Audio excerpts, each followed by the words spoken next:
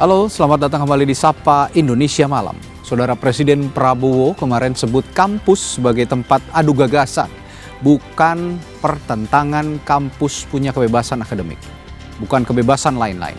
Lalu bagaimana membaca pernyataan Presiden tersebut? Sorotan malam hari ini lainnya, saudara, adalah seorang dokter di NTT meninggal diduga dipicu karena adanya intimidasi dari anggota DPRD setempat. Bagaimana perkembangan kasus ini? Saudara, dua informasi ini akan jadi sajian menu utama kami di Sapa Indonesia Malam hari ini. Saya Audrey Chandra. Dan saya Radi Saputro. Inilah Sapa Indonesia Malam selengkapnya untuk Anda.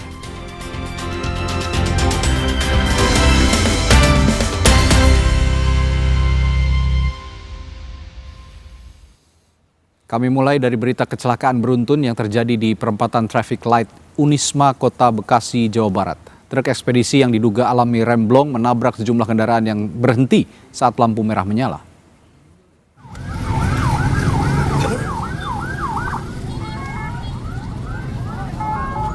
Dan beginilah detik-detik kecelakaan lalu lintas yang terjadi di perempatan lampu merah Unisma di Jalan Cut Mutia, Bekasi Timur, Kota Bekasi, Jawa Barat. Truk ekspedisi menabrak beberapa pengendara sepeda motor yang mengakibatkan 1 orang tewas dan 6 lainnya luka-luka. 1 korban tewas adalah pengemudi ojek online. Sedangkan 6 korban yang alami luka dirawat di sejumlah rumah sakit di Kota Bekasi. Sementara sopir truk ekspedisi ditahan polisi. Siap. Karena mobil udah kenceng, menabrak pemotor yang di lampu merah. Pemotor lampu merah sama yang di sana doang, udah mobilnya ya. Itu berarti dari turunan sana? Iya. Dia turunan? Dari turunan, tol Barat. Kondisi jalanan di lampu merah itu kondisi lagi rame atau lagi? Masih rame. Lagi rame? Motor doang. Akhirnya diseruduk? Seruduk dari belakang.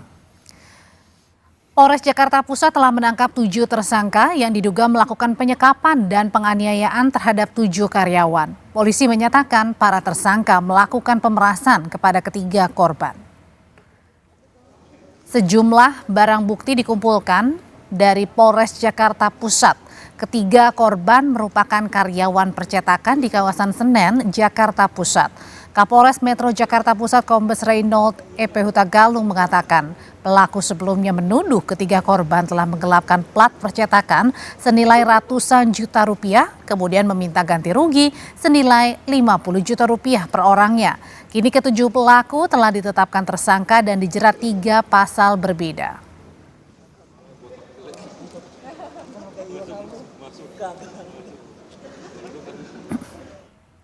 Diamankan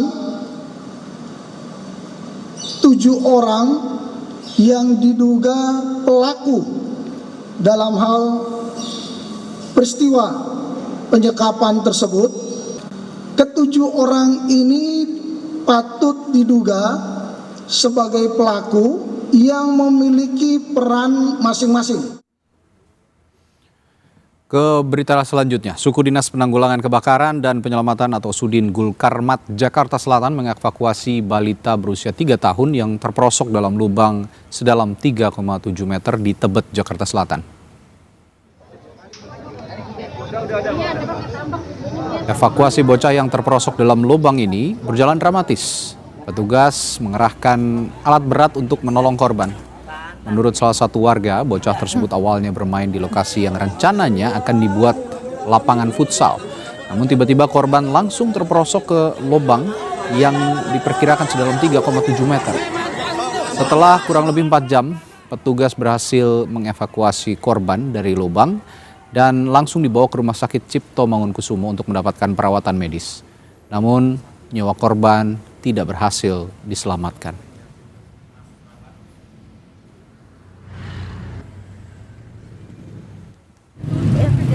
Anak lagi main ya, langsung dia mau pulang minta minum, langsung gini los gitu. Padahal itu lubang kecil banget. Ini apa sih daerah, maksudnya taman ini mau dibikin apa Bu proyek? Lapangan futsal. Mau di lapangan futsal. Iya. Tapi memang dari sini anak-anak ada yang pernah main di dalam situ atau baru itu Bu? Waktu masih jadi taman sering main di situ. Sebelum dibongkar. Iya, sering tiap hari main di situ anak-anak. Dari lanjutan kasus penyekapan, polisi kembali menggelar prarekonstruksi dalam lanjutan penyidikan kasus perempuan yang disekap kekasihnya di Bandung, Jawa Barat. Prarekonstruksi dilakukan untuk menguji kesesuaian keterangan para pihak sekaligus untuk memperkuat alat bukti dalam proses penyidikan. Prarekonstruksi kembali digelar penyidik Polda Jawa Barat untuk merekonstruksi rangkaian peristiwa berdasarkan keterangan tersangka, korban, dan para saksi. Menurut Kabid Humas Polda Jawa Barat Kombes Hendra Rohmawan, hingga sekarang prarekonstruksi sudah dilakukan 2 kali dan akan dilanjutkan karena adanya 4 lokasi rumah kos yang perlu diverifikasi. Temuan dari prarekonstruksi akan menjadi dasar dalam penyusunan berkas perkara bersama Jaksa Penuntut Umum. Prarekonstruksi ini akan kita lakukan terus karena mengingat TKP-nya juga cukup banyak ya, ada 4 TKP dan juga ada beberapa TKP yang meyakinkan bahwa yang bersangkutan ini adalah saudara TH tadi itu untuk pengambilan barang ya, barang utamanya adalah barang bukti. Jadi ini kita gunakan untuk sebagai penyesuaian antara keterangan tersangka, saksi dan sebagainya. Tersangka Roy Suryo, saudara, menjalani sidang perdana gugatan pra-peradilan di Pengadilan Negeri Jakarta Selatan pada Senin pagi. Roy Suryo mempermasalahkan proses penangkapan dan upaya paksa penggeledahan yang dilakukan polisi terhadap dirinya. Kuasa hukum Roy Suryo menjelaskan akan ada 4 poin utama yang dimohonkan dalam pengadilan, yakni terkait keabsahan upaya paksa yang dilakukan penyidik Polda Metro Jaya, dan 4 poin itu diantaranya tindakan penangkapan, penahanan, penggeledahan pada 19 Juni lalu, serta kepastian hukum terkait status pencekalan Roy Suryo. Tak hanya itu, Roy Suryo juga menegaskan akan menghadirkan sejumlah saksi dan barang bukti, salah satunya video saat penangkapan dirinya.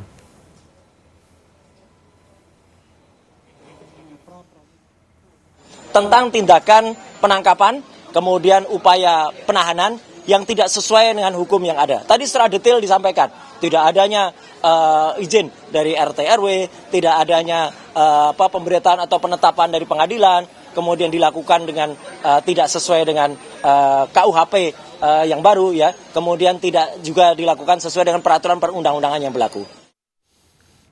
Dalam persidangan, Roy Suryo sempat naik pitam. Hal itu dipicu dengan aksi salah satu orang yang mengaku pendukung Joko Widodo yang dinilai mencoba mengintervensi jalannya persidangan. Pendukung dengan inisial CS yang mengaku sebagai pengacara tiba-tiba maju ke muka sidang dan meminta untuk dilibatkan sebagai pemohon dalam perkara tersebut.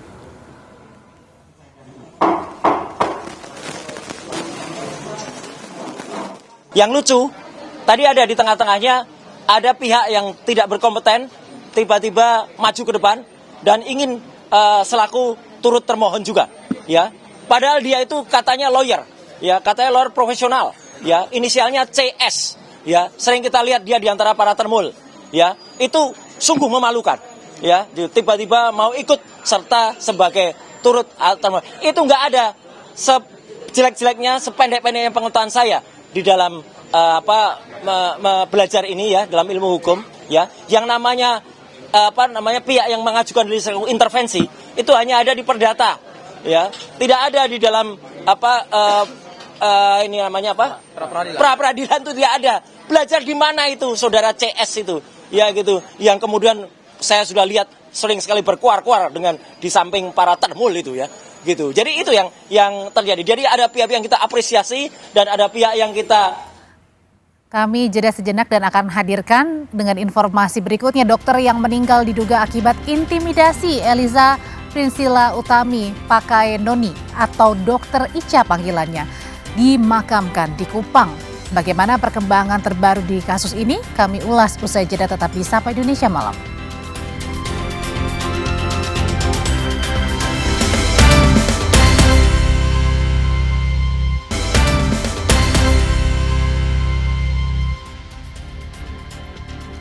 Saudara, jenazah dokter yang meninggal diduga akibat intimidasi, Eliza Prinsila Utami Pakaenoni atau Dokter Ica, dimakamkan di Kupang, Nusa Tenggara Timur Senin siang. Keluarga dan kerabat ikut mengantarkan jenazah Dokter Ica ke liang lahat.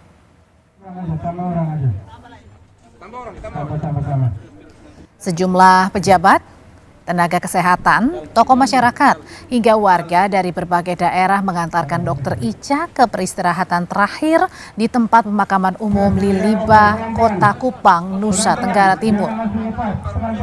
Sejumlah pihak menyampaikan penghormatan terakhir seperti dari pihak Rumah Sakit Leona, tempat praktik Dr. Ica, dan pengurus dari Ikatan Dokter Indonesia IDI NTT. Mereka saudara mengenang bagaimana almarhumah ini dikenal sebagai sosok dokter yang ramah, tulus, dan berdedikasi tinggi melayani pasien.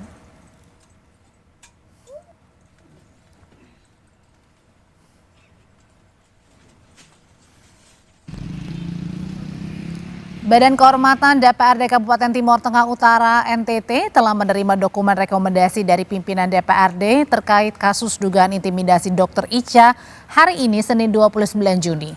DPRD TTU akan memanggil ketiga anggota terkait dan memastikan akan menindaklanjuti laporan sesuai dengan tata cara, kode etik, dan tata tertib lembaga.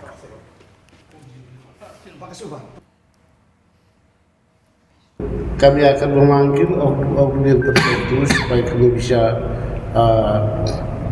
penyelidikan, kemudian verifikasi dan klarifikasi. Oleh karena itu kami mengharapkan supaya teman-teman awal, terus media dan seluruh masyarakat untuk bersabar dan menanti, karena ini proses akan memakan waktu kurang lebih 60 hari.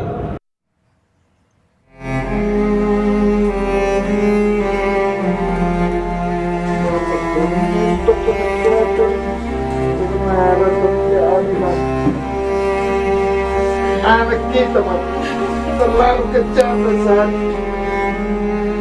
Tangis pilu ayahanda Dr. Eliza Prinsila Utami Pakainoni atau Dr. Ica tak terbendung kala meminta keadilan bagi anaknya. Putri kebanggaannya yang mengabdi sebagai dokter meninggal diduga akibat intimidasi dari anggota DPRD Kabupaten Timur Tengah Utara. Keluarga mengungkap, dokter berusia 27 tahun itu mengalami tekanan psikologis setelah insiden saat menangani pasien gigitan ular di IGD RS Leona Kevamenanu 13 Juni lalu. Sejak itu, almarhumah menjadi pendiam dan tertutup. Hasil tes kejiwaan menyebut almarhumah mengalami stres tingkat tinggi. Anggota DPRD Kabupaten Timur Tengah Utara Veronica Lake yang namanya ikut terseret dalam kematian Dr. Ica mengklarifikasi, dua rekan sesama anggota DPRD mengajaknya menjenguk pasien korban gigitan ular yang merupakan kerabat salah satu anggota DPRD pada 13 Juni lalu. Menurut Veronica, perdebatan antara dua anggota DPRD dan pihak dokter sudah berlangsung ketika memasuki ruang perawatan. Ia mengaku hanya menanyakan tindak lanjut penanganan pasien serta standar pelayanan rumah sakit. Terkait perkataan panggil wartawan saja, itu saya maksudkan sebagai usulan dalam percakapan kepada salah satu rekan DPRD, agar ada liputan eksternal dan investigatif terkait transparansi pelayanan kesehatan, evaluasi, dan perbaikan kualitas pelayanan kesehatan. Jadi, sama sekali tidak ditujukan kepada personal ataupun pribadi. Polres Timur Tengah Utara memastikan segera memeriksa 3 anggota DPRD atas dugaan intimidasi terhadap Dr. Ica. Sejauh ini, polisi telah memeriksa rekam medis Dr. Ica dan sejumlah rekannya di IGD RS Leona Kevamenanu.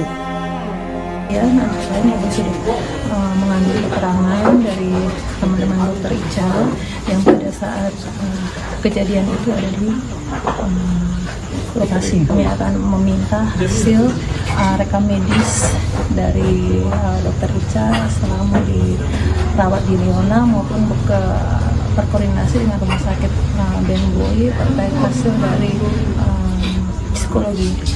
Ya, kemudian untuk berikutnya kami akan segera mengambil meminta klarifikasi dari 3 anggota dewan tersebut.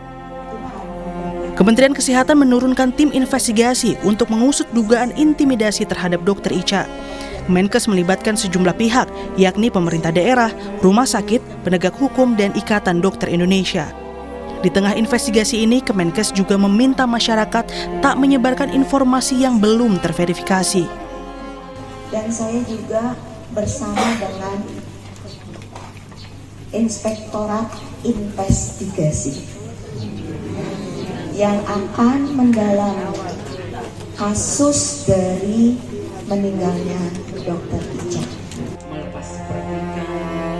Gubernur NTT Emmanuel Melkiades Lakalena memastikan semua pihak yang terlibat dugaan intimidasi dan kematian Dr. Ica akan bertanggung jawab.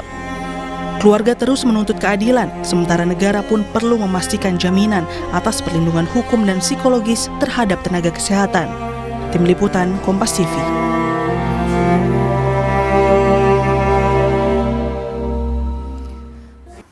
Penelusuran fakta terkait dengan kematian Dr. Ica, kita akan membahasnya malam hari ini. Sudah hadir bersama pihak keluarga, ada paman dari almarhumah Dr. Ica, Fabi Banase. Pak Fabi, selamat malam.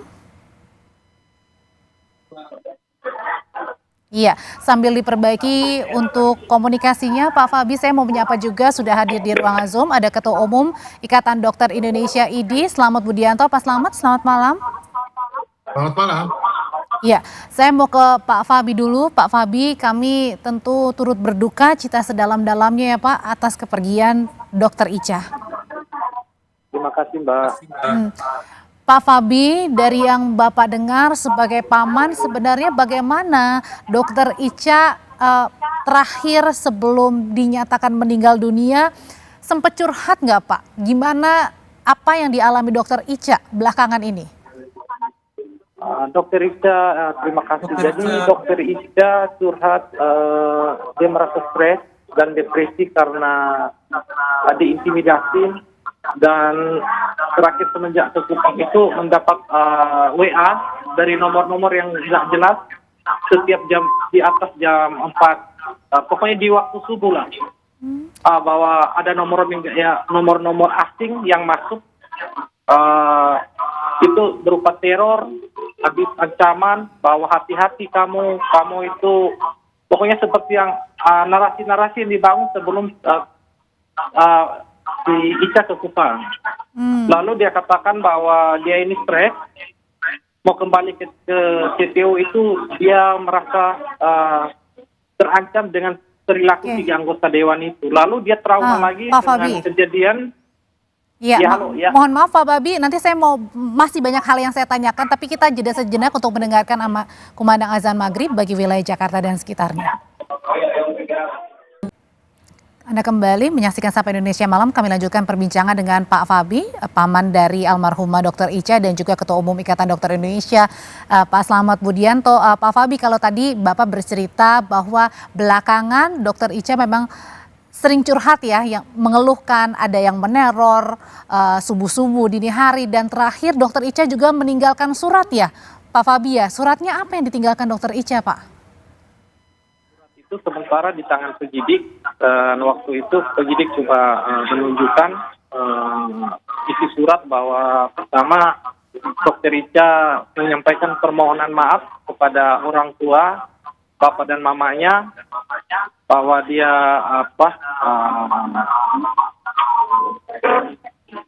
sebagai kakak dia gagal,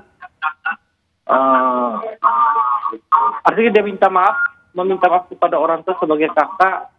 Dia istilahnya, saya lupa juga bahasanya, tapi gagal apa yang kira-kira dirasakan Dr. Ica Pak? gagal Bukannya mewujudkan cita-cita orang tua. Tapi kedua, dia mau kembali ke CTO itu dia masih merasa trauma jika tiga orang ini tidak diproses hukum.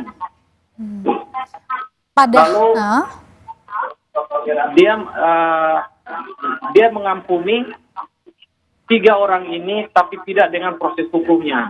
Biarlah dia menjadi korban, asal jangan ada biarlah dia mati, asal jangan menjadi korban berikut, sehingga tidak ada lagi korban Ica-Ica yang lain. Oke, artinya di situ Dr. Ica memang sudah melakukan yang semestinya sebagai dokter jaga kala itu, tapi kemudian ia mendapatkan perlakuan yang tidak seharusnya. Itu yang sangat dialami Dr. Ica selama berapa lama, Pak Fabi? Itu dialami semenjak kejadian tanggal 13 Juni. Setiap hari ada teror.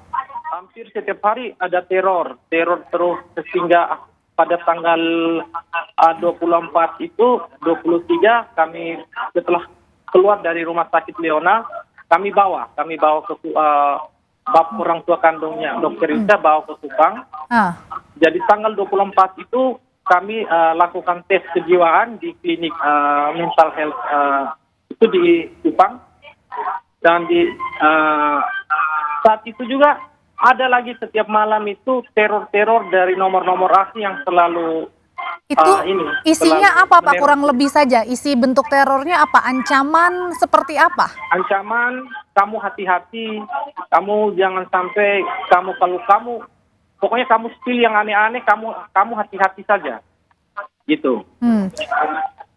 Artinya di sini tidak ada berupa intimidasi fisik secara langsung, tapi verbal ya, maupun yang dikatakan langsung, maupun tadi berupa WhatsApp atau SMS di handphone. Ya, kalau intimidasi langsung waktu kejadian, pasca kejadian itu intimidasi verbal melalui WhatsApp dan teror hampir setiap hari. Dan pada tanggal 24 setelah Dokter Ica di Kupang dan selesai tes kejiwaan, itu setiap malam pasti si Dokter Ica tuh selalu menghubungi saya di jam 4:15 karena terganggu sekali. Saya bilang dia tidak bisa matikan handphone kan ada banyak pasien yang selalu gini. Jadi begitu dia buka selalu saja ada teror nomor-nomor asli yang selalu masuk meneror dia. Sehingga saya setiap jam 4 saya katakan bahwa nak tenang aja, besok baru kita jumpa. Gitu. Oke, saya mau ke Pak Slamet dulu ya Pak Fabi. Pak Slamet, bentuk intimidasi ini benar-benar artinya sudah di luar batas sekali ya Pak ya, antara tadi pasien, keluarga pasien dan juga dokter yang merawat, yang menjaga. Ya, dokter itu kan manusia juga ya. Walaupun seorang dokter dididik dengan keras, disiplin, panjang, mereka manusia juga, apalagi yang dokter jaga di UGD. UGD itu adalah bagian dari rumah sakit yang full menangani penyakit-penyakit yang gawat dan darurat. Sehingga seorang dokter yang jaga di UGD itu fokus konsentrasi pada pelayanan medis di IGD. Tidak ada intimidasi saja, seorang dokter UGD itu sudah stres. Tekanan yang luar biasa. Stres apa? Menangani penyakit-penyakit yang berat. Yang kedua, kalau pasien itu meninggal atau pasien itu tidak sembuh, itu sudah stres. Apalagi ditambah intimidasi sampai seorang dokter itu depresi. Sehingga saya kira kalau memang nanti itu terbukti intimidasi, kami mengutuk keras dan harus dihukum seberat-beratnya. Karena Dokter Ica ini walaupun dia diintimidasi, handphonenya tetap masih aktif karena masih banyak pasien-pasien yang membutuhkan dia dari rumah sakit, seperti itu. Kalau dari yang diterima informasinya dari pihak rumah sakit dan juga keterangan dari para saksi, Pak Slamet, sebenarnya waktu itu kejadiannya gimana pada saat Dokter Ica ini adalah dokter jaga yang berada di IGD Leona, kemudian merawat anak pasien yang tergigit ular? Ya, untuk kronologis yang valid hari ini tim ID dengan tim Kementerian Kesehatan melakukan investigasi baik di rumah sakit maupun di keluarganya. Sehingga nanti kita mendapatkan informasi yang lebih valid lagi, dan sampai hari ini saya belum mendapatkan info itu. Yang kami dapatkan adalah bahwa Dokter Ica melakukan meninggal dikarenakan intimidasi tadi. Artinya intimidasi tersebut adalah sangat luar biasa sehingga menyebabkan Dokter Ica-nya depresi dan meninggal. Intimidasi ini apakah termasuk pada saat kalau keluarga pasien ini mengintervensi atau mencoba mengintervensi pada saat kejadiannya? Jadi begini, UGD itu kan semua penyakit-penyakit yang gawat pasti di situ kan. Oke, karena perlu penanganan khusus gitu ya dan cepat gitu ya. dokternya stres karena menangani penyakit-penyakit gawat. Oke. Si pasien juga stres juga kalau ada anggota keluarganya yang sakit gawat darurat. Disitulah muncul harapan besar dari menurut pasien dan keluarganya atau bahkan pejabat. Oh harusnya begini, oh harusnya begini. Harusnya ada di film-film di luar negeri seperti ini, padahal tidak seperti itu. Seharusnya bahwa seorang dokter yang ada di situ melayani maksimal mungkin untuk menyelamatkan nyawa atau menyembuhkan sesuai dengan standar profesi. Manakala si pasien tidak sesuai harapan dokternya juga sedih, si keluarganya juga sedih. Nah disitulah mulai terjadi sengketa, si pasien intervensi, keluarganya intervensi, bahkan pejabat pun intervensi. Dan itu nggak boleh ya, dilarang ya? Itu tidak boleh. Coba nanti kalau Mbak ke luar negeri, kalau masuk UGD sudah ke dalam sudah sendirian. Itu urusan dokter dan perawat. Sedangkan di Indonesia masih bisa intervensi, apalagi pejabat, apalagi rumah sakitnya misalnya rumah sakit milik pemerintah. Padahal itu harusnya tidak boleh. Oke, saya kembali lagi ke Pak Fabi. Pak Fabi, pada saat dokter Ica ini merawat keluarga pasien yang digigit ular, saat itu dokter Ica cerita nggak ada berapa orang yang datang untuk mencoba untuk menanyakan lebih dalam lagi kepada dokter Ica? Ya, ada sekitar 3 orang anggota dewan. Yang pertama itu seorang ibu namanya Veronica Lake dari fraksi PDIP. Yang kedua Hubertus Subani dari fraksi PKB. Yang ketiga saudara Lete Lasakar dari fraksi Golkar. Oke. Lalu si Veronica ini dia mengatakan bahwa kami ini menurut kami ini lebih paham SOP. Dalam 6 jam itu sudah harus bla bla bla bla. Panggil wartawan. You tidak tahu kami ini siapa.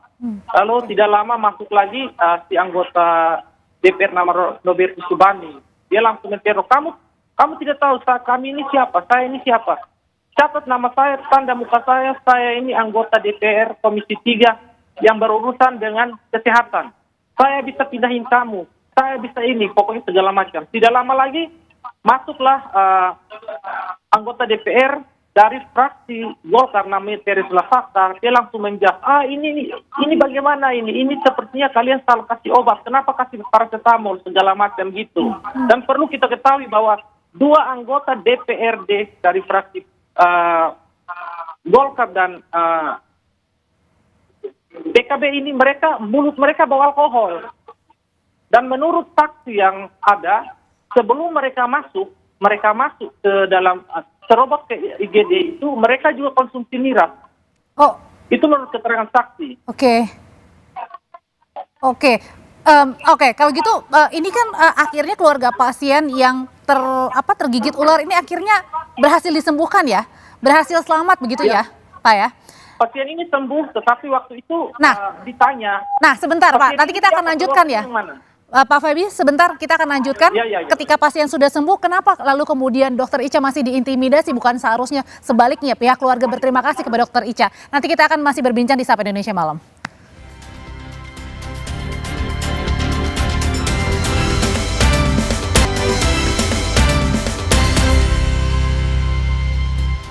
Kembali lagi tadi apa yang dikatakan Pak Fabi, jadi kan keluarga pasien yang anaknya tergigit ular ini kan akhirnya sembuh ya, dirawat oleh dokter Ica, akhirnya sembuh ya Pak Fabi ya. Dokter Ica saat itu pernah cerita nggak ke Bapak, kenapa kaget nggak, kenapa seharusnya keluarga pasien ini kan seharusnya berterima kasih karena anaknya sudah sehat, sudah pulih lagi. Tapi kenapa sebaliknya malah mengintimidasi berhari-hari dengan kata-kata yang tidak baik?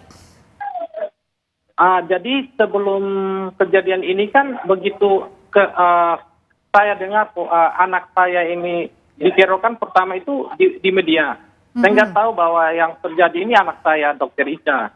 Setelah hari Minggu itu saya tahu, saya langsung minta nomor telepon 2 anggota dewan, yakni Teres Lasakar dan Robertus Subani. Teres Lasakar ini saya langsung WA ke dia, saya katakan bahwa saya Fabi Banaste, ponakan kandung dari Dokter Ica. saya bisa telepon, dah lama si Teres ini dia telepon bahwa, oh ini masalah sepele, sudah selesai, kita sudah komunikasi habis. Saya bilang, oh gitu ya. Lalu ke Sinorbek Tubani, saya WA lagi, nama saya Fabi Banase, saya ponakan kandung dari, saya om kandung dan Dokter Ica ponakan kandung saya.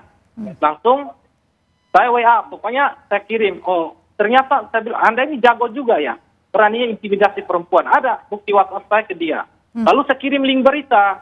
Di link berita saya bilang, Anda ini bagaimana? Malah dia nantang lagi. Saya bilang, oke, saya akan LP Anda di Polda. Dia malah nantang, siap gitu. Lalu setelah itu, saya teleponlah Ketua DPRD TTU, saya katakan, saya bilang, Pak Ketua, mohon izin, bisa nggak fasilitasi 2 orang ini, mereka konferensi pers aja bahwa mereka kilaf.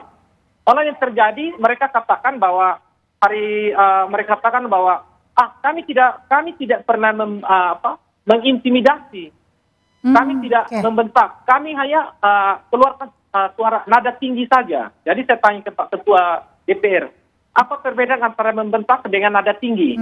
Tolong dijelaskan ke saya, gitu.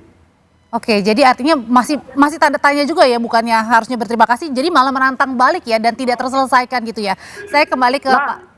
Mungkin saya klarifikasi lagi bahwa pasien ini pasien rujukan dari rumah sakit umum daerah dan dirujuk ke rumah sakit Leona. Nah kalau mereka mau ribut kan sebenarnya harus di rumah sakit sebelumnya, bukan ke rumah sakit Leona. Oke, saya kembali lagi ke Pak Slamet sebelum ke Pak Fabi. Pak Slamet, kalau bentuk perlindungan seperti apa sebenarnya yang diterima oleh dokter yang menjaga, dan termasuk ketika keluarga pasien ini apakah boleh masuk ke dalam, misalnya pada saat penanganan khusus? Keluarga pasien kondisi gawat darurat itu kalau dokter fokus melayani medis punya kewenangan melarang. Apakah tidak boleh? Kalau di luar negeri itu tidak boleh masuk. Yang boleh masuk adalah tenaga medis dan tenaga perawat dan lain-lain. Sehingga kalau sampai keluarga pasien masuk, saya tidak tahu aturan yang ada di rumah sakit tersebut. Tapi secara medis itu tidak boleh. Apalagi anggota DPR atau pejabat yang lainnya, itu sama sekali tidak boleh. Perlindungan yang harus dilakukan adalah rumah sakit itu harus wajib melindungi dokter-dokternya yang bekerja di rumah sakit, karena Undang-Undang Nomor 17 itu seperti itu. Nah, si dokter ini apalagi pasiennya adalah sembuh lah misalnya kan, kok bisa terjadi seperti ini? Kalau memang itu adalah anggota DPR atau ke bupati atau ke wali kota, itu harus diselesaikan, karena dokter ini juga manusia, kalau diintimidasi juga mereka stres. Dengan tugas yang sangat berat di UGD, dibebani hal seperti ini, mereka akan berat. Jadi seperti itu. Dan saya yakin kalau ini betul-betul terjadi intimidasi, sudah selayaknya anggota DPR tersebut dapat sanksi yang berat ya. Oke, saat ini sejauh ini ID membantukah proses investigasinya, Pak Slamet? Ya, hari ini kami dengan Kementerian Kesehatan melakukan investigasi langsung di tempat. Kita ada ID wilayah NTT maupun ID Kota Kupang. Oke, dari sementara penyelidikan sementara atau apa yang Bapak dapatkan, bukti-bukti sementara dari keterangan saksi maupun juga dari pihak-pihak rumah sakit dan lain sebagainya, apakah memang bisa dikategorikan bahwa memang apa yang dilakukan Dokter Ica ini tidak salah, artinya sudah sesuai prosedur dan keluarga pasien atau pasiennya pun ini sudah sembuh dan ini tidak ada sama sekali kaitannya dengan Dokter Ica yang salah prosedur pada saat penanganan di UGD? Ya itu makanya kami melakukan investigasi untuk biar mengetahui informasi yang sebenarnya. Kalau dokternya udah sesuai standar profesi, ya sudah selesai.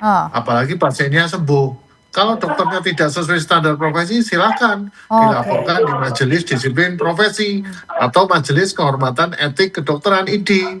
Itu kan prosesnya seperti itu. Nah kok ini sudah sembuh, kemudian kok ada intimidasi, apakah karena arogansi seorang pejabat negara atau pejabat pemerintah daerah tersebut, ya Nanti saya belum mendapatkan hasil investigasinya. Oke, Pak Fabi, saya yakin pasti Bapak sebagai paman dan juga keluarga pasti menguatkan Dokter Ica ya. Tapi pada saat menguatkan Dokter Ica, kan Dokter Ica katanya sempat dirawat di rumah sakit juga ya Pak, karena kondisinya drop ya, betul Pak Fabi ya. Terus kemudian diperbolehkan pulang untuk menjalani rawat jalan di rumah, betul? Benar. Nah kemudian apa kira-kira kalau yang Bapak lihat pemicu sehingga Dokter Ica ini mengambil langkah lain, Pak? Jadi pemicunya adalah sejak Dokter Ica laporkan 3 anggota DPRD ini ke Badan Kehormatan DPR. Nah, ketika sudah laporkan, jadi selama ini mereka pikir bahwa ini mungkin agak rasis, tapi mereka berpikir bahwa Dokter Ica ini bukan anak asli NTT karena namanya itu. Karena selama ini nggak pakai marga, pakai noni, gitu. Jadi mereka pikir ini dokter dari luar, jadi mereka merasa bahwa ini dokter pendatang, itu yang kita sesalkan. Ini dokter pendatang, jadi kita bisa semena-mena saja. Ini persepsi saya. Karena begitu setelah kita laporkan laporkan 3 anggota DPR ini ke Badan Kehormatan DPR, di situ kan cantumkan nama lengkap. Dokter Elisa Priscilla Utami Pakenoni. Nah, Pakenoni ini marga kami, anak asli Timor Tengah Utara. Nah, kenapa sampai gitu? Nah, puncak teror itu setelah Dokter Ica melaporkan mereka ke Badan Kehormatan DPRD. Dan itu pun saya masih komunikasi dengan Ketua DPR. Saya katakan bahwa kalau misalnya masalah ini, kalian minta maaf dulu. Konferensi pers, kalian mengakui. Tetapi mereka telah ngotot, mereka ingin jumpa keluarga dulu, baru mereka konferensi pers. Kenapa begitu? Katanya mereka, kalau mereka mengakui bahwa mereka kekeliruan, artinya bahwa mereka itu sudah terindikasi tindak pidana. Saya juga nggak tahu itu persepsi dari mana, tapi itu info yang saya dapat hasil saya komunikasi dengan Ketua DPRD. Oleh karena itu, Ketua DPRD katakan bahwa mereka tetap tidak mau konvers, jadi hak keluarga untuk bagaimana. Nah, pasca laporan itu sesuai Undang-Undang ND 3 kata Ketua DPR, segera nanti ditumpulkan persoalan administrasi untuk dilanjutkan kepada persiapan sidang dugaan pelanggaran kode etik oleh 3 anggota DPR. DPRD. Oke, Pak Slamet, hari ini kan polisi juga sudah memanggil 3 anggota DPRD ya. Yang sejauh Bapak terima, apa sih sebenarnya yang menjadi alasan ketiga anggota DPRD ini mencoba mengintervensi, kemudian berkata-kata yang tidak pantas begitu kepada dokter yang menyelamatkan keluarga pasien? Atau pasien maksud saya? Ya, saya mendengar sedikit ya, karena saya menunggu hasil investigasi. Mungkin karena ketidakpuasan anggota DPR terhadap pelayanan dokter tersebut. Tapi saya tidak tahu itu ketidakpuasan sesuai seleranya sendiri atau sesuai dengan SOP rumah sakit. Kalau SOP rumah sakit kan udah jelas, pasti dokter UGD tahu. Jadi untuk pastinya nanti saya menunggu hasil investigasi tersebut. Oke, dan yang jelas ini Dokter Ica tidak menyalahi prosedur apapun ya, karena toh pasiennya juga sudah sembuh ya dari perawatan Dokter Ica ya. Pak Slamet, itu yang perlu di-highlight juga ya. Sayangnya, ya memang sayangnya Dokter Ica nggak melapor ID pada saat dia melaporkan ke Badan Kehormatan DPRD. Kalau dia melaporkan ke ID kan kita bisa memberikan pendampingan dan bantuan hukum. Kita tunggu upaya penyelidikan selanjutnya dari polisi, termasuk juga dari Kementerian Kesehatan dan juga Ikatan Dokter Indonesia. Terima kasih Ketua Umum Ikatan Dokter Indonesia, Pak Slamet Budianto, dan ada juga paman dari almarhumah Dokter Ica, Pak Fabi Banase. Terima kasih. Tetap bersama kami, Saudara, di Sapa Indonesia Malam. Usai jeda kami kembali dengan informasi dari 5 calon manajer Koperasi Desa Merah Putih meninggal usai menjalani latihan dasar kemiliteran. Lalu apakah latihan dasar kemiliteran relevan untuk menyiapkan seorang manajer Koperasi Desa, atau program ini jangan-jangan harus ditinjau ulang? Ulasannya usai jeda.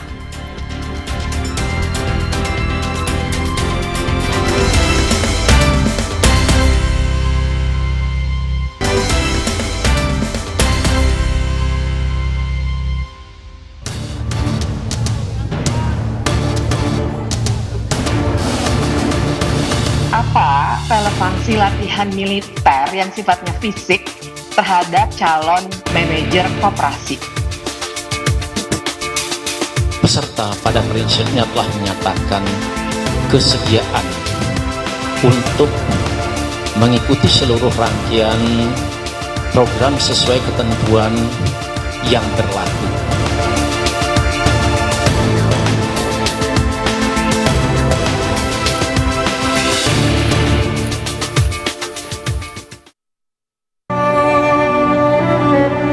Keluarga mengantar kepergian Novia Ramadhani Sihotang dengan penuh duka. Pasalnya, mimpi Novia untuk menjadi manajer koperasi Desa Merah Putih harus kandas. Novia meninggal dunia saat menempuh latihan dasar kemiliteran untuk program Sarjana Penggerak Pembangunan Indonesia atau SPPI. Tak hanya Novia, ada 4 peserta lain yang juga meninggal dalam kegiatan yang sama. Mereka adalah Anissa Muyasaroh, Yonanda Muhammad Taufik, Muhammad Rifki Renaldi Gunawan, dan Nola Diasari. 5 sarjana muda datang dengan semangat mengabdi untuk desa, namun kembali ke rumah dalam keadaan berpulang. Bagi keluarga, 5 korban tentu tak akan mengembalikan mereka yang telah pergi. Namun keluarga menuntut adanya evaluasi agar tidak ada kejadian serupa lagi.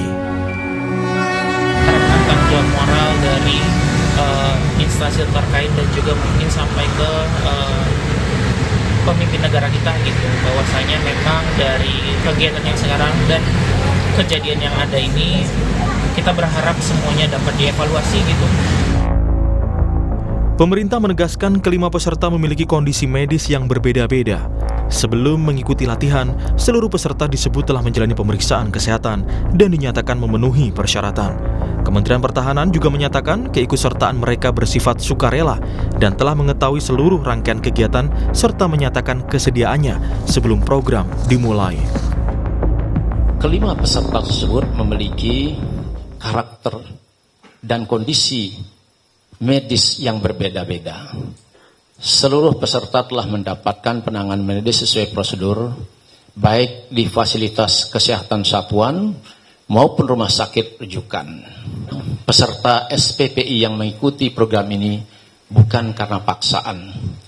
Sejak proses rekrutmen dan seleksi, open bidding, para peserta telah mengetahui bahwa salah satu tahapan pembentukan karakter melalui lintas bela negara dan manajerial. Dengan mengikuti proses seleksi hingga tahap pendidikan, peserta pada prinsipnya telah menyatakan kesediaan untuk mengikuti seluruh rangkaian program sesuai ketentuan yang berlaku. Kepala Staf Kepresidenan Dudung Abdurrahman menyebut meninggalnya 5 peserta Latsar Mil masih dievaluasi. Menurutnya, belum ditemukan adanya indikasi kelalaian karena SOP seperti tes kesehatan peserta sudah dilakukan.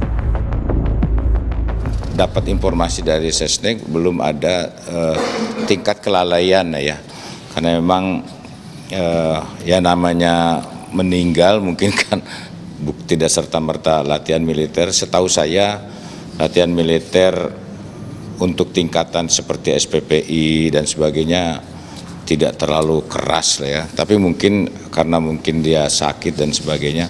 Tapi ini sedang dievaluasi. Sebelum pelaksanaan pelatihan itu dilakukan tes kesehatan. Ya, semua saya rasa dilakukan tes kesehatan.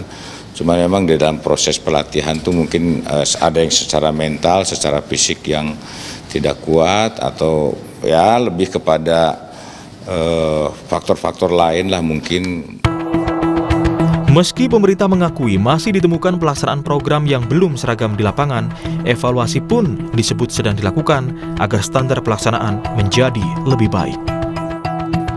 Memang ada mungkin beberapa hal yang tidak atau belum seragam gitu ya, belum standar.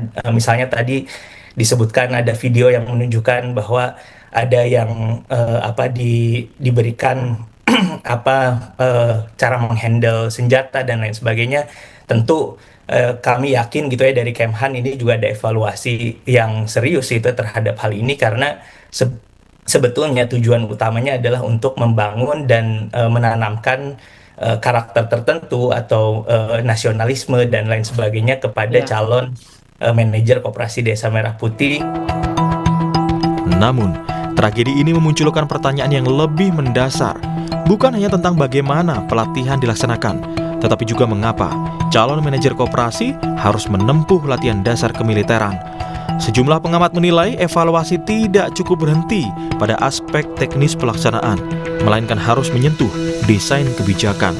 Pakar Hukum Tata Negara Bivitri Susanti menilai pemerintah perlu menjelaskan relevansi latihan yang berpendekatan militer dengan tugas seorang manajer koperasi yang pada dasarnya bergerak di bidang pengelolaan usaha dan pemberdayaan masyarakat. Apa relevansi latihan militer yang sifatnya fisik terhadap calon manajer koperasi? Itu saya kira yang harus dievaluasi. Jadi evaluasinya menyeluruh dalam konteks desain kelembagaan Koperasi Merah Putih ini seperti apa? Karena ini adalah persoalan yang sifatnya top down. Persoalan paradigma pemerintah kita yang memang sedang melakukan upaya militerisasi di skala bidang. Karena pertanyaan besarnya adalah kenapa butuh wawasan kebangsaan dan hal-hal lainnya yang dianggap hanya bisa diberikan oleh militer kepada manajer Koperasi Merah Putih. Pertanyaan itu semakin menguat setelah muncul perbandingan dari akademisi. Direktur Kebijakan Publik Selios Media Wahyudi Askar menyebut, dalam 10 tahun terakhir program wajib militer di Korea Selatan mencatat 4 kematian peserta. Sementara program pelatihan calon manajer Koperasi Desa Merah Putih telah kehilangan 5 peserta hanya dalam kurun waktu 2 pekan. Dan saya tambahkan juga konteks data ya, selama 10 tahun terakhir 4 orang meninggal dalam pelatihan wajib militer di Korea Selatan. 10 tahun ya, dan itu jumlahnya 2 juta orang. Indonesia hanya dalam 2 minggu 5 orang meninggal untuk pelatihan militer. Hanya pesertanya 32.000 orang. Dan lebih ironi lagi, kalau di Korea Selatan itu pelatihan militernya untuk perang, di Indonesia pelatihan militernya untuk calon manajer toko kelontong. Ini absurd, ini aneh, ini tidak bisa diterima dengan akal sehat. Jadi cara berpikir pengambil kebijakan kita balik lagi ke tahun 1970-an. Dan menurut saya sepakat Mas, agar ini dihentikan saja. Anggaran mungkin bisa hilang, tapi nyawa itu tidak bisa dikembalikan. Jadi menurut saya, kalau memang mau mempersiapkan pengelola koperasi, itu kirim mereka ke inkubasi koperasi, kirim ke lembaga pelatihan, bukan kirim ke hutan-hutan kemudian mengenakan pakaian seragam, jargon dan lain-lain. Ini tidak masuk akal. Dan soal urusan membentuk disiplin, membentuk mental ya, sejak kapan disiplin hanya bisa dibentuk oleh militer? Karena disiplin itu nilainya universal, bukan hanya milik militer tapi milik semua profesi. Hingga saat ini pemerintah belum menyatakan akan menghentikan sementara program latihan dasar kemiliteran tersebut. Yang berjalan baru evaluasi medis dan evaluasi pelaksanaan. Namun, pertanyaan yang masih menunggu jawaban adalah, apakah latihan dasar kemiliteran memang menjadi bekal yang paling relevan untuk menyiapkan seorang manajer koperasi desa? Ataukah tragedi ini menjadi momen bagi pemerintah untuk meninjau kembali desain program secara menyeluruh? Tim Liputan Kompas TV.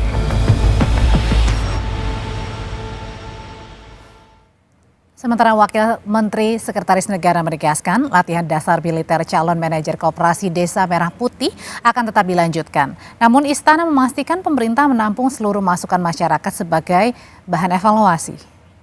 Wamensesnek Juri Ardiantoro menyebut Latsarmil diteruskan untuk menyelesaikan pendidikan yang sudah berlangsung. Menurut Juri, tak hanya kemampuan manajerial, peserta juga dibentuk agar berkomitmen kuat terhadap negara. Menyampaikan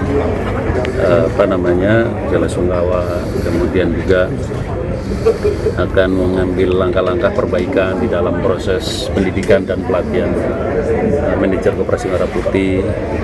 Dan tentu saja masukan dari masyarakat, dari berbagai pihak untuk peristiwa itu tentu didengar oleh pemerintah, diperhatikan, dan itu menjadi bahan untuk mengevaluasi supaya proses pelatihan ini menjadi lebih menjadi lebih baik. Jadi, tapi secara umum tentu karena proses ini sudah berlangsung dan memang tenaga manajer untuk Koperasi Merah Putih juga harus segera bekerja sehingga pelatihan tetap jalan terus, tetapi masukan dari berbagai pihak tentu diperhatikan. Usai jeda, Presiden Prabowo Saudara menyebut kampus-kampus punya kebebasan akademik bukan kebebasan lain-lain. Lalu bagaimana membaca pernyataan dari Presiden Prabowo? Kita bahas bersama rekan saya Radi Saputra.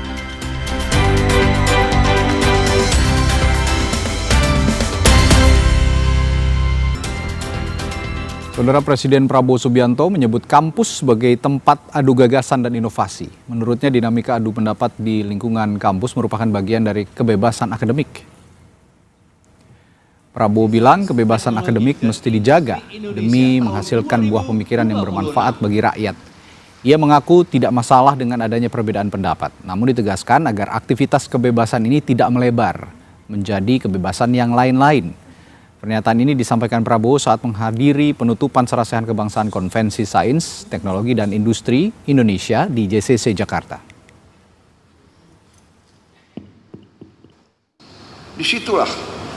Di situ disebut bahwa kampus punya academic freedom. Academic freedom, kebebasan akademis, bukan kebebasan yang lain-lain. Apalagi kampus menjadi tempat pemikiran atau tempat katakanlah pertentangan. Biarlah kampus aktif menggeluti sains dan teknologi untuk memberi manfaat kepada rakyat yang membiayai kampus-kampus itu. Konferensi Republik batal menyelenggarakan konsolidasi nasional di kampus Universitas Indonesia Salemba. Meski demikian, konferensi tetap berjalan via daring atau online. Itu ruangan boleh dikunci, tapi gagasan tidak bisa dibatasi. Ketua Umum Panitia Konferensi Republik, Sudirman Said, mengungkap konsolidasi ini merupakan kelanjutan konferensi pertama di Universitas Gadjah Mada Yogyakarta akhir Mei lalu. Konferensi di Jakarta ini membahas platform gerakan dan gagasan kerja, serta struktur dan format awal pembentukan organisasi. Sekitar 165 organisasi mengikuti konferensi yang bertajuk Jalan Menata Kembali Republik ini. Namun semalam sebelum acara, Universitas Indonesia mendadak melarang penyelenggaraan konferensi tersebut di kampus UI Salemba. Mengambil keputusan barangkali tidak benar-benar bulat, masih Menyampaikan terima kasih kepada UI yang sejak awal memang sudah memberikan lampu hijau untuk diselenggarakan di sini. Tapi tiba-tiba tadi malam, dini hari tepatnya, kita mendapat keputusan tempat tidak bisa digunakan, dan karena itu kita hari ini akan merubah mode dengan cara melanjutkannya melalui online, semacam tekanan dari luar gitu. Dan memang kita membaca itu karena proses sejak awal UI sangat bersahabat, sangat akomodatif. Presiden Prabowo kemarin sebut kampus adalah tempat adu gagasan, bukan pertentangan. Prabowo juga sebut kampus punya kebebasan akademik, bukan kebebasan lain-lain. Lalu bagaimana membaca pernyataan Prabowo ini? Kita bahas bersama Ketua BEM UI, Yatalatov Mashum Imawan, dan anggota DPR RI dari fraksi Partai Gerindra, Bahtra Banong. Selamat malam, Bang Bahtra. Selamat malam, Mas. Selamat malam juga, Mas Yatov. Malam, Mas Radi. Ya, saya ke Bang Bahtra dulu sebagai partai yang juga menaungi Pak Prabowo ya. Pak Prabowo sebagai presiden mengatakan kemarin bahwa kampus itu tempat kebebasan akademik, bukan kebebasan yang lain-lain katanya. Dan juga kampus merupakan tempat adu gagasan, bukan adu pertentangan. Apa maksudnya? Ya, kalau kita lihat ya secara runut penjelasan Pak Prabowo bahwa beliau kan mengundang para rektor kemudian untuk hadir bertemu bersilaturahmi dalam rangka ingin menekankan kembali bahwa kampus ini kan harus dijadikan sebagai tempat bertemunya gagasan, baik tentu secara filosofi juga iya, secara pemikiran-pemikiran juga iya, terutama yang berkaitan dengan riset dan teknologi. Karena kalau kita lihat, Mas, Pak Prabowo juga menyampaikan bahwa negara kita kan sudah hampir 81 tahun, nanti di bulan Agustus ini kita merdeka, namun kita belum memiliki mobil nasional. Motor aja kita nggak mampu produksi. Padahal sebetulnya banyak sekali ya pemikir-pemikir kita, akademisi-akademisi kita yang memang selama ini meriset tentang baik itu teknologi ataupun yang lain-lainnya. Nah, Pak Prabowo ingin mengembalikan fungsi kampus sehingga apa? Setiap permasalahan-permasalahan yang dihadapi bangsa ini tentu harus dilibatkan ya para akademisi-akademisi, para riset kita sehingga bisa menghasilkan solusi. Jadi tidak hanya sekedar beradu gagasan, argumentasi atau misalnya tidak hanya kita selama ini kan kita terlalu banyak meriset tetapi tidak ada solusi yang kita hasilkan terhadap bangsa ini terutama berkaitan dengan teknologi ya. Jadi Pak Prabowo ingin menekankan ke sana dan mengajak pada seluruh para civitas akademis kita agar konsen ke arah sana karena saya pikir kan beliau juga menjelaskan bahwa tantangan kita kan tidak mudah. Tantangan global sangat kompleks, sangat dinamis tentunya dan itu harus kita hadapi secara bersama-sama, secara bersatu. Nah, kalau semuanya berpikir ke arah sana, tentu problem-problem bangsa kita, terutama yang berkaitan dengan teknologi, ya kan, bisa kita atasi secara bersama-sama dan insya Allah Indonesia ke depan akan makin baik dan akan makin maju. Tentu Civitas Akademika termasuk juga mahasiswa akan sepakat dengan gagasan bahwa Pak Prabowo ingin bahwa kampus ini maju begitu mengemukakan gagasan terutama soal sains dan teknologi. Ini saya sepakat. Mungkin juga mahasiswa juga akan sepakat. Tapi di tengah kemarin ada gejolak unjuk rasa, lalu juga ada poin lain tadi yang saya sebut sebenarnya bahwa Pak Prabowo jangankan kampus katanya pertentangan ini suka juga terjadi di mana-mana dan ini juga harus dihindari sehingga kita harus bersatu. Tapi ada kalimat juga kebebasan yang lain-lain. Yang lain-lain ini maksudnya apa? Ya saya pikir ya Pak Prabowo ingin menegaskan kembali ya bahwa dalam dinamika kita berbangsa dan bernegara tentu beliau juga menyampaikan secara gamblang, secara terbuka bahwa siapapun yang memberikan masukan bukan hanya para profesor, bukan hanya para akademisi kita dari kampus, bahkan beliau secara tegas menyatakan bahwa jangankan para profesor, anak-anak di desa pun memberikan masukan ya melalui media terus kemudian langsung ditindaklanjuti oleh beliau. Artinya beliau terbuka dengan siapapun yang memberi masukan tanpa terkecuali tentunya ya. Apakah itu para mahasiswa kita, apakah itu misalnya para dosen kita, apakah itu para profesor kita atau misalnya lembaga-lembaga atau organisasi-organisasi yang selama ini bagi kami ya Partai Gerindra dan tentu Pak Prabowo pengennya bahwa semua ikut berpartisipasi terlibat untuk membangun bangsa, makanya dibutuhkan persatuan dalam rangka menghadapi tantangan termasuk kritik juga itu kan salah satu partisipasi masyarakat dan publik juga untuk membangun bukan kritik yang destruktif tapi yang konstruktif tentunya dan ini juga disampaikan oleh teman-teman mahasiswa. Nah kira-kira dari Mas Atof kalau mendengar penjelasan Bung Bahtera tadi bahwa Pak Prabowo ini ya ingin tidak ada pertentangan, mari kita bangun bersama begitu, tapi di sisi lain ada kritik-kritik yang konstruktif yang juga sudah diterima oleh Pak Prabowo dan langsung ditindaklanjuti. Anda merasa masukan kritik itu sudah langsung ditindaklanjuti oleh pemerintah dengan konteks pernyataan Pak Prabowo kemarin? Iya, baik. Terima kasih Mas Radi ya. Sebenarnya saya sendiri pun jadi bingung ketika Pak Prabowo sebagai presiden ya menyebut kampus tempat adu gagasan tapi bukan tempat pertentangan. Karena sebenarnya kita mari bertanya, apa itu gagasan gitu kan? Dan untuk apa gagasan jika tidak ada pertentangan untuk mengujinya? Apalagi ketika gagasan itu akan menyangkut masalah kehidupan masyarakat Indonesia begitu kan. Nah, hal-hal inilah yang kami mahasiswa jadi bingung terkait Pak Presiden ini ketika ngomong ada hal fakta di lapangannya itu B begitu. Misalkan, bagaimana bisa kampus menjadi tempat adu gagasan, tempat kebebasan akademik, ketika kita menonton film Pesta Babi saja dibubarkan oleh TNI, oleh militer, gitu kan. Padahal di situ kita ingin mengadu gagasan, bagaimana sebaiknya misalkan food estate dijalankan, bagaimana sebaiknya ketika kita ingin menjadi lumbung pangan di dunia, tapi kita tidak juga di sisi lain malah menindas atau bahkan mengusir masyarakat sendiri dalam hal ini di Papua begitu. Atau misalkan bagaimana ini kita menjadi kampus yang punya kebebasan akademik ketika misalkan ada 2 guru besar IPB malah dituntut ketika sedang melakukan saksi ahli dalam suatu kasus terkait nikel misalkan. Atau pernah ada satu dosen di UNJ itu jabatannya dicopot ketika dia habis melaporkan kasus korupsi yang menyangkut rezim sebelumnya. gitu. Nah, lagi pula kita juga bingung bagaimana bisa kampus punya kebebasan akademik dan menjadi tempat gagasan untuk dimulai ketika sendiri kesusahan untuk kuliah gitu. Di sekarang ini kan kemarin-kemarin baru saja 60.000 calon mahasiswa baru tidak dapat mendaftar ulang karena kondisi ekonomi begitu kan. Atau bagaimana bisa dosen-dosen sebagai tempat yang menjadi guru untuk mahasiswa dan juga tempat yang menghasilkan gagasan itu dapat produktif, dapat menghasilkan gagasan bagus ketika mereka sendiri gajinya secara rata-rata masih di bawah UMR begitu kan. Hal-hal inilah yang kita juga jadi bingung ketika Prabowo menyebutkan suatu pernyataan tapi padahal fakta di lapangannya adalah tidak sesuai begitu. Lagi pula tadi kan sudah divalidasi oleh Pak Bachtra gitu ya.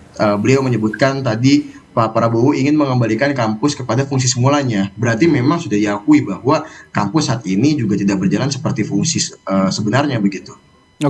Nah tadi Bung Bachtra mengatakan bahwa Pak Prabowo jika mendapatkan masukan, mendapatkan kritik itu juga langsung ditindaklanjuti. Itu dengan fakta-fakta yang sudah Anda kantongi tadi. Tapi bagaimana dengan fakta-fakta yang dipaparkan oleh Atof tadi? Bung Atof tadi mengatakan bahwa banyak sekali problematika yang juga belum terselesaikan dan bahkan sepertinya tidak didengar oleh pemerintah. Ya, lagi-lagi saya ingin mengatakan bahwa tegas sekali ya Pak Prabowo dalam pertemuan kemarin menyampaikan bahwa kepemimpinan beliau adalah kepemimpinan yang responsif, terbuka, menerima berbagai masukan dan tentu ingin beliau kepada berorientasi penyelesaian masalah. Jadi setiap apa yang menjadi penyampaian pandangan, penyampaian aspirasi ataupun dianggap sebagai kritikan, saran, beliau secara responsif untuk menindaklanjuti itu dan terbukti misalnya banyak sekali yang kita lihat ya.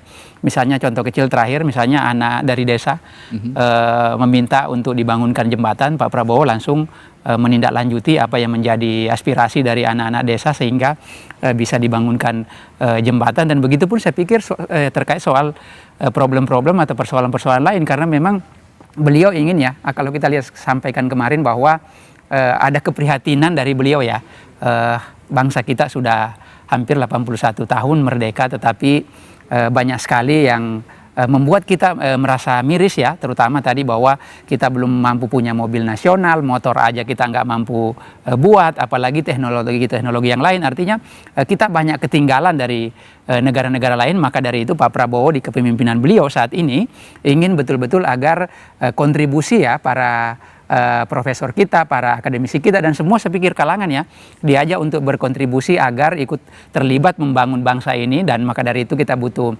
persatuan sehingga tantangan-tantangan yang sulit tadi itu bisa kita hadapi, bisa kita lewati sehingga juga terutama berkaitan tadi soal misalnya bagaimana teknologi riset harus dikembangkan karena selama ini kan kalau kita lihat bahwa kampus Pak Prabowo juga menjelaskan bahwa dibiayai oleh negara, dibiayai oleh dari duit rakyat. Nah, maka dari itu juga harus ada timbal balik menghasilkan solusi yang kemudian harus kembali kepada penyelesaian persoalan-persoalan rakyat yang sedang dihadapi bangsa kita selama ini. Iya, kalau dari Bang Bachtra ini mengatakan bahwa sudah ada respons yang langsung dilakukan jika ada masukan, jika ada kritik, termasuk juga permintaan dari publik ya, Mas Atof. Kalau dari Anda tadi kan masih banyak sekali sebenarnya yang belum diselesaikan juga oleh pemerintah permasalahan bangsa ini. Tapi kalau saya lihat apa yang dipaparkan oleh Bung Bachtra dan Bung Atof seperti tidak sinkron, tidak menyambung. Menurut Anda dispute-nya di mana, Mas Atof? Apakah ini masalah kanal komunikasi atau bagaimana? Ya, sebenarnya ini kembali lagi kepada poin tuntutan nomor 5 ketika ada aksi di Bundaran HI ya Kak ya. Kita kan menyebutkan bahwa Pak Presiden berhenti mengelak dan mengakui kesalahannya begitu. Hal-hal inilah yang sebenarnya sederhana tapi sangat sulit untuk bangsa yang katanya besar begitu kan. Kita di sini melihat tadi Mas Bachtra menyebut bahwa kita sangat ketertinggal jauh dengan negara-negara lain. Kita tidak punya mobil, tidak punya motor buatan sendiri begitu kan. Ketika kita berani melihat lebih dalam lagi, sebenarnya kenapa hal ini terjadi? Karena dari Pak Presiden saja justru bukan mempercayakan kepada para ahlinya, kepada para teknokrat yang expert di bidangnya, tetapi malah mempercayakan kepada misalkan itu kita sebut militer, misalkan kita sebut relawan segala macam gitu. Hal-hal itulah yang menjadi masalah begitu kan. Kita sebenarnya punya sumber daya manusia yang unggul gitu. Kita punya para ahli-ahli yang sanggup untuk memajukan bangsa ini. Tetapi jika para ahli itu tidak diberikan kesempatan, tidak berikan tempat yang layak, bahkan tidak diberikan perlindungan, bagaimana bisa mereka berkontribusi? Justru yang ada malah orang-orang yang siapa, padahal hasilnya ya sangat jauh dari harapan gitu. Oke, ya saya balik ke Bung Bahtera kalau begitu.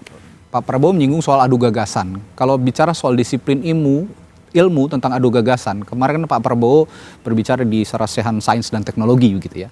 Tapi bukankah adu gagasan akademik ini tidak hanya disiplin ilmu sains dan teknologi, misalnya ada hukum, sosial, politik, lalu HAM dan lain-lain, ekonomi juga.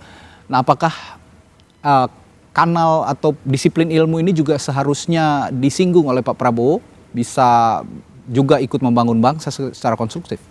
Ya, saya pikir Pak Prabowo, kita lihat ya, saya bukan mengklaim ya bahwa beliau adalah pemimpin yang betul-betul ingin mendengarkan suara masyarakatnya, suara publik. Terbukti misalnya Mas, kita lihat bahwa seringkali Pak Prabowo mengundang para tokoh-tokoh kita yang tentu berlatar belakang yang berbeda-beda. Kemarin kan mungkin para akademisi dari kampus, sebelumnya kan misalnya tokoh-tokoh agama kita. Ya. Terus para tokoh-tokoh yang misalnya tempo hari ingin mereformasi Polri, bagaimana penegak hukum kita kan, tokoh-tokoh yang bergerak para aktivis-aktivis di sana diajak bertemu dengan beliau. Terus kemudian para ekonom kita, terakhir kita misalnya lihat Pak JK walaupun misalnya kita saksikan bahwa baik yang sejalan dengan pemerintah, begitupun yang banyak melakukan kritik terhadap pemerintah, termasuk Pak JK terakhir.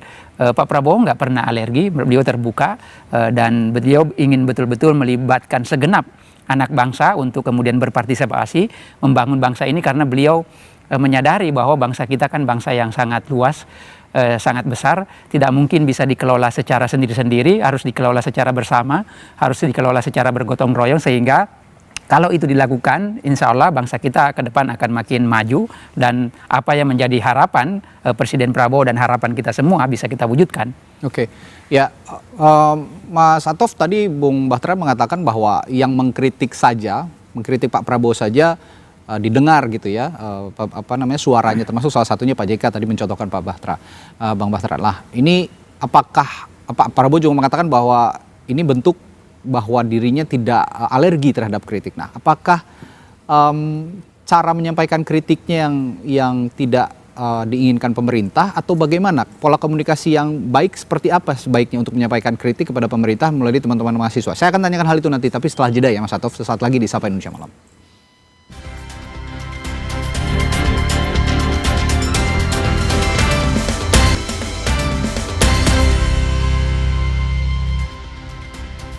Ya, kami lanjutkan perbincangan, saudara. Tadi saya bertanya ke mahasiswa UI, Mas Atov yang bergabung malam hari ini.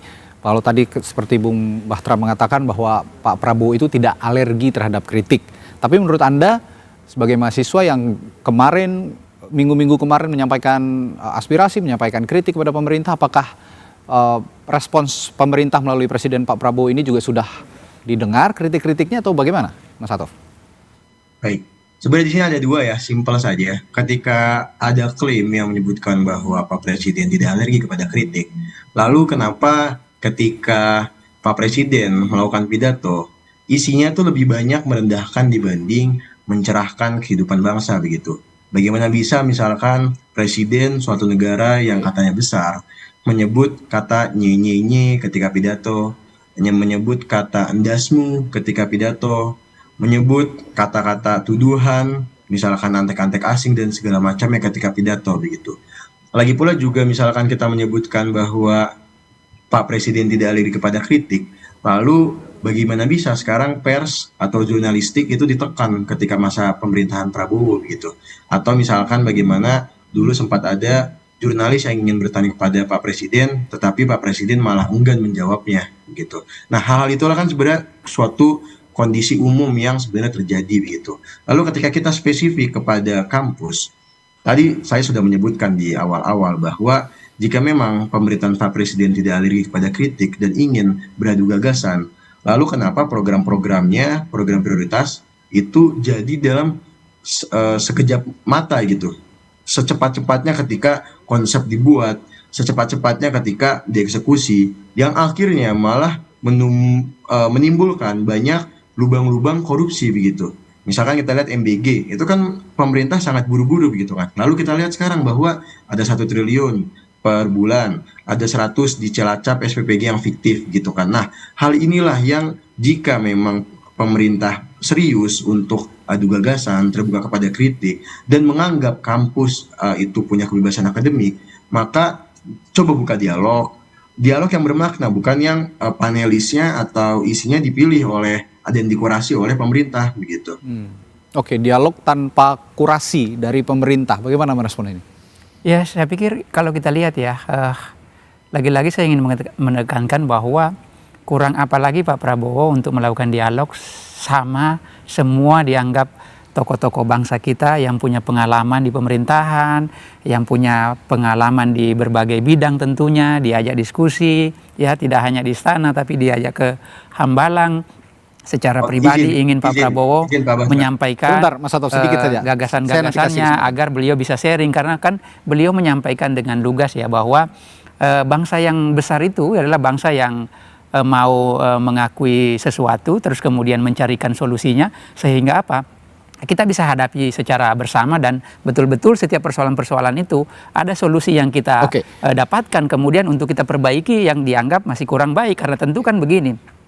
Perjalanan bangsa kita ini kan tidak semata-mata di saat kepemimpinan Pak Prabowo, ini adalah keberlanjutan dari suatu periode ke periode berikutnya, tetapi yang baik-baik di masa lalu tentu harus kita teruskan. Ya, ada yang kekurangan-kekurangan, tentu kan pasti juga ada kekurangan-kekurangan. Nah, itu terus yang diperbaiki oleh Pak Prabowo agar apa? Tantangan-tantangan yang tentu yang tidak mudah ini ya kita harus hadapi ya dengan kekompakan, terus kemudian dengan secara solutif, sehingga tidak berkutat hanya persoalan-persoalan itu aja. Jadi kita harus ada kemajuan, ada persoalan, ada problem, kita carikan solusinya, terus kita hadapi bersama, terus kemudian dengan persatuan ya, dengan kesatuan, maka itu bisa membentuk karakter bangsa kita, sehingga bisa kita melewati masa-masa sulit yang kita tentu tahu ya bahwa tantangannya tidak mudah ya, apalagi tantangan-tantangan global tadi. Itu kan dialog dengan tokoh bangsa yang Anda sebutkan tadi. Nah, sekarang kan konteksnya mahasiswa. Kita bicara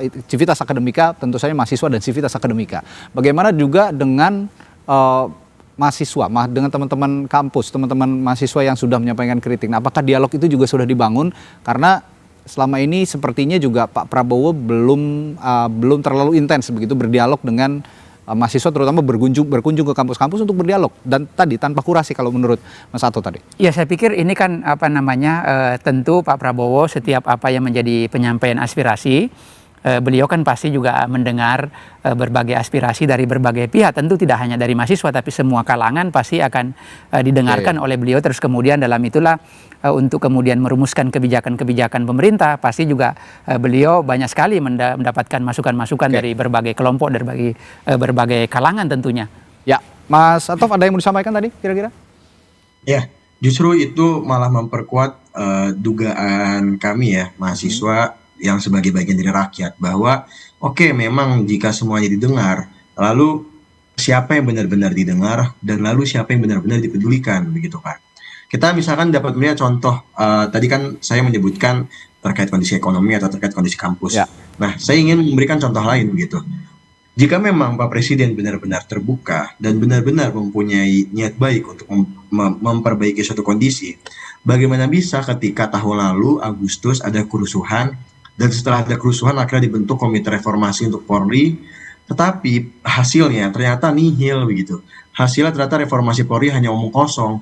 Kita dapat melihat bahwa kemarin untuk undang-undang Polri di DPR dikebut gitu kan, sekejap langsung jadi. Tiba-tiba Kapolri diperpanjang masa jabatan.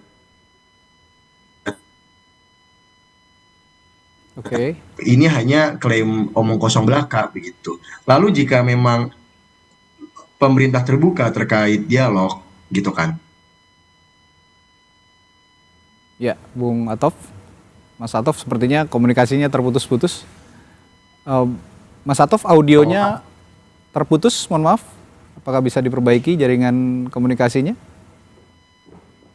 Ya, sepertinya ada gangguan komunikasi. Ya, saya ke Bung Bahtera dulu. Tadi sekilas kita mendengar bahwa buktinya bahwa Agustus tahun lalu ada gejolak begitu ya, dan ada tim reformasi Polri. Menurut mahasiswa, setidaknya menurut Mas Atof dari UI tadi, ini tidak ada bukti nyata yang bisa dikembalikan kepada publik bahwa reformasi Polri itu sudah dilakukan sebenarnya. Ya, tentu pemerintah terus bekerja keras ya, bekerja secara maksimal, dan saya pikir Pak Prabowo tidak pernah tidur mendengarkan semua aspirasi berbagai pihak, mendengarkan aspirasi publik terkait dengan persoalan-persoalan bangsa kita. Dan kami juga di DPR tadi, DPR bersama pemerintah melakukan, pimpinan DPR melakukan rapat koordinasi dengan pemerintah, terus kemudian mencarikan solusi-solusi terbaik bagi bangsa ini, karena tentu ya Pak Prabowo juga menyampaikan bahwa tantangan yang kita hadapi kan tentu tidak mudah, karena banyak sekali persoalan-persoalan, apalagi dipengaruhi oleh situasi global yang penuh ketidakpastian ini. Itu kita harus hadapi secara bersama, terus kemudian harus kita carikan solusinya, dan tentu dengan persatuan maka masa-masa sulit seperti itu pasti akan kita lewati, dan itulah yang akan membuat bangsa kita semakin publik besar ke diminta depan. untuk bersabar dulu karena pemerintah sedang bekerja intensif begitu ya. Singkat saja karena tadi ada terputus, Mas Atof, singkat saja karena waktu kita sebenarnya sudah habis. Tadi agak terputus, yang ingin disampaikan terutama ekspektasi mahasiswa dalam konteks adu gagasan dan kritik ini. Mas Atof? Audionya. Ya, sepertinya masih ada gangguan komunikasi. Namun ya saya harus tutup. Sepertinya dialog kita malam hari ini sayang sekali, namun kita akan coba nanti lain waktu berdiskusi lagi dengan mahasiswa. Tapi dari pemerintah tadi intinya publik diminta bersabar dahulu karena pemerintah sekarang masih terus menata begitu ya, menata komunikasi dan termasuk juga situasi sekarang untuk memperbaiki situasi sekarang sehingga bisa lebih baik lagi ke depannya. Terima kasih, Bung Bahtera Bandung. Dan Terima juga kasih, tadi Mas ada mahasiswa UI, Yatta Latov, yang sudah bergabung bersama kami di Sapa Indonesia Malam. Saudara, setelah jeda kami punya informasi lainnya di Sapa Indonesia Malam soal rel tram di Jerman yang meleleh akibat gelombang panas dengan suhu hingga 41 derajat Celcius. Kami kembali sesaat lagi dengan informasi.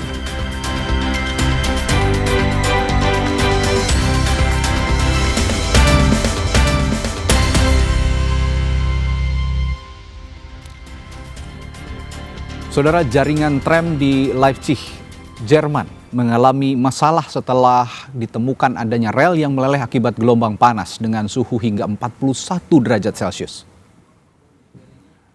Rekaman video memperlihatkan rel tram di Leipzig yang dilapisi aspal melunak setelah material tersebut memanas dan mengalir ke bagian-bagian rel.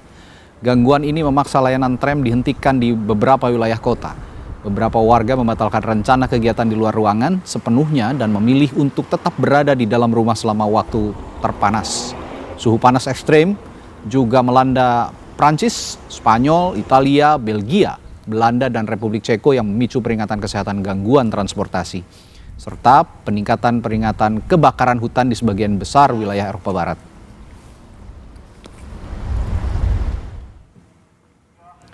Polisi Berlin bahkan mengerahkan truk air di luar Stadion Olimpiade untuk membantu warga menyejukkan diri di tengah gelombang panas.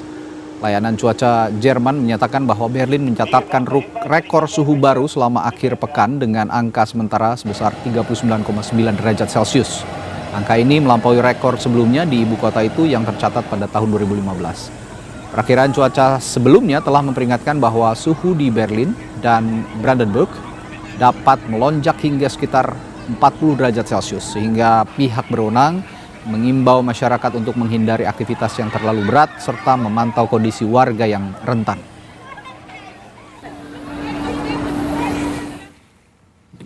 Saudara, suhu panas ekstrim yang sedang melanda Eropa membuat sejumlah aktivitas dan fasilitas umum terganggu. Dan bagaimana warga negara Indonesia yang bermukim di Eropa menghadapi gelombang panas tahun ini? Kita tanyakan pada Risa Susianti, mantan atlet downhill sekaligus WNI yang kini bermukim di Dessels, Belgia. Selamat malam, Mbak Risa. Selamat siang waktu Dessels, Belgia. Ya, selamat malam atau selamat siang di sini. Baik, Mbak Risa, boleh diceritakan pengalamannya di sana menghadapi gelombang panas tahun ini? Bahkan saya dengar Mbak Risa sempat melakukan pemantauan suhu panas dari udara ya? Jadi suhu panas kemarin itu sebelum kan kita sudah dapat warning ya bahwa minggu depan akan panas. Kebetulan hari Selasa tanggal 23 Juni yang lalu saya sempat naik pesawat Cessna untuk lihat daerah situasi di sekitaran area rumah. Dan itu juga terpantau lumayan panas ya, padahal hari itu masih sekitar 37 derajat. Nah, dari hari Selasa ke hari Jumat itu setiap harinya semakin panas. Dan rekor di Belgia sih mungkin tidak separah di negara-negara lain. Dan kebetulan saya juga tinggalnya tidak di kota besar, jadi di sini masih sekitar 39 derajat. Dan itu pun terasa sekali gitu panasnya. Oke, nah berarti untuk komparasi Dessel ini paling dekat dengan Antwerp ya? Ya, Mbak Risa, dekat. Kita berada di antara Antwerp, Belgia, dan Eindhoven, Belanda. Eindhoven, Belanda, dan tidak sepanas kota-kota besar lainnya di Eropa. Nah, selama tinggal di Belgia, tapi ini menjadi tahun yang terpanas atau rekor panas yang paling terasa di Belgia itu bagaimana Mbak Risa selama tinggal di sana? Sepertinya ini yang paling panas, karena saya ingat 2-3 tahun yang lalu juga kita dapat warning heat wave seperti ini. Dan yang sekarang membedakan itu 2 minggu yang lalu kita masih dingin gitu. Jadi masih kalau pagi-pagi itu sekitar 14 derajat, 16 sampai 16 derajat itu masih seperti itu. Dan tiba-tiba 2 minggu terakhir ini naik dan puncaknya dari hari Selasa yang lalu sampai ke hari Minggu kemarin. Oke, nah kalau dan itu naiknya terlalu drastis. Oke, drastis dan signifikan sekali langsung ya. Nah kalau di kota-kota besar seperti di Berlin tadi ada cerita bahwa ada otoritas di sana mengeluarkan hidran ataupun juga water cannon untuk mendinginkan warga di sana supaya tidak terkena heat stroke. Di Belgia otoritasnya melakukan apa untuk menjaga tetap terhidrasi warga-warganya di sana? Sepertinya hampir sama, jadi himbauan kita dapat dari SMS dan selebihnya itu untuk kegiatan-kegiatan yang sifatnya outdoor. Seperti contohnya pertandingan anak saya, kebetulan dia atlet golf, dari hari Jumat, Sabtu dan Minggu semua eventnya di cancel. Karena untuk alasan keselamatan bahwa akan terlalu panas untuk anak-anak ini berlomba outdoor. Selain dari situ banyak juga di tempat-tempat umum sama ya, mereka dibuka pancuran air dan itu di spray ya untuk orang-orang yang mau cooling down, yang bersepeda dan lain-lain. Artinya ini cukup mengganggu aktivitas warga di sana ya, Mbak Risa ya? Ya, untuk kegiatan-kegiatan olahraga tentunya karena sekarang kan musim pertandingan ya. Kalau kemarin kita lihat juga ada pertandingan tenis di Frankfurt, itu juga banyak jeda-jeda yang karena terlalu panas, jadi mereka mencoba untuk olahraganya itu dimajukan ke pagi hari. Kalau pantauan apa ya, BMKG-nya di sana tuh apa? Lembaga climate di sana, apakah ini juga penyebabnya sebagai climate change atau bagaimana katanya? Kalau untuk itu kita tidak terlalu diberikan info, cuman kita hanya dikasih himbauan bahwa ini akan menjadi heat wave atau golf heat di sini disebutnya. Dan 2 hari yang lalu itu di tanggal 27 itu dilanjut dengan badai. Jadi sekitar jam 2 malam itu badai, angin kencang dan hujan. Dan badainya juga saya belum pernah lihat sampai seperti itu. Malamnya hujan, malamnya itu badai, petir, kilat semua jadi satu, sampai semua jendela kita harus tutup karena marka-marka jalan kayak gitu juga semua pohon-pohon banyak yang tumbang. Nah terakhir Mbak Risa, dari otoritas di sana di Belgia, kira-kira ada informasikah mengenai sampai kapan kondisi seperti ini akan melanda Eropa terutama di Belgia?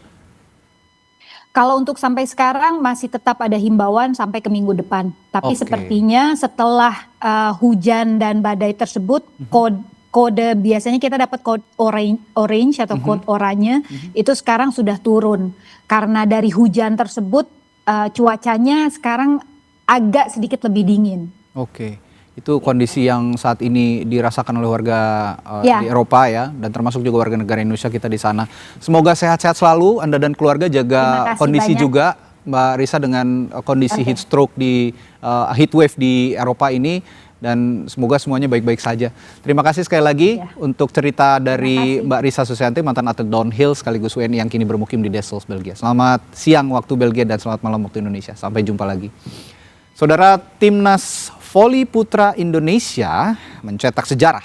Jadi juara AVC Men's Cup 2026 di Ahmedabad, India. Kami punya informasinya setelah jeda di Sapa Indonesia Malam.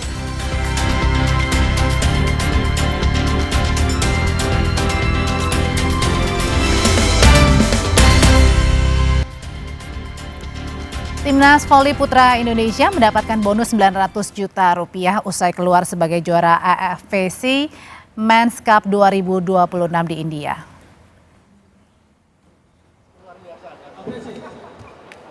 Pemberian bonus dilakukan secara simbolis kepada pemain di Bandara Soekarno-Hatta saat penyambutan rombongan Timnas Voli Putra oleh Ketua Umum Persatuan Bola Voli Seluruh Indonesia Imam Sujarwo. Setiap pemain akan mendapatkan bonus sebesar 50 juta rupiah. Prestasi ini diraih Timnas Voli Putra Indonesia usai menang atas Timnas Korea Selatan di final AVC Men's Cup 2026 dan dengan skor 3-0.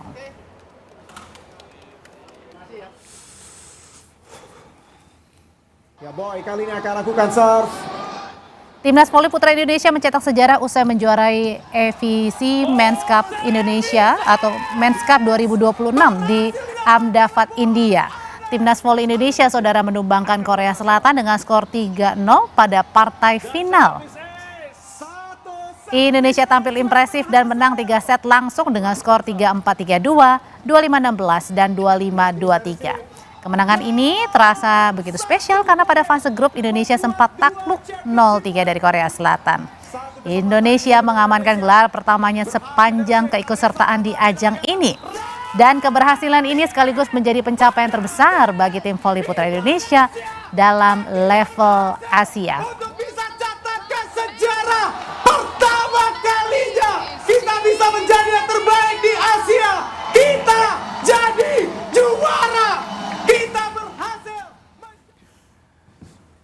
Dan berita tadi menutup perjumpaan kita di Sapa Indonesia Malam. Terima kasih Anda telah menyaksikan dan perbarui terus informasi Anda di Kompas TV. Serta siapkan air mineral dengan kemurnian optimal yang murni pasti sejuknya. Saya Radi Saputro. Saya Audrey Chandra pamit, selamat malam, sampai jumpa lagi.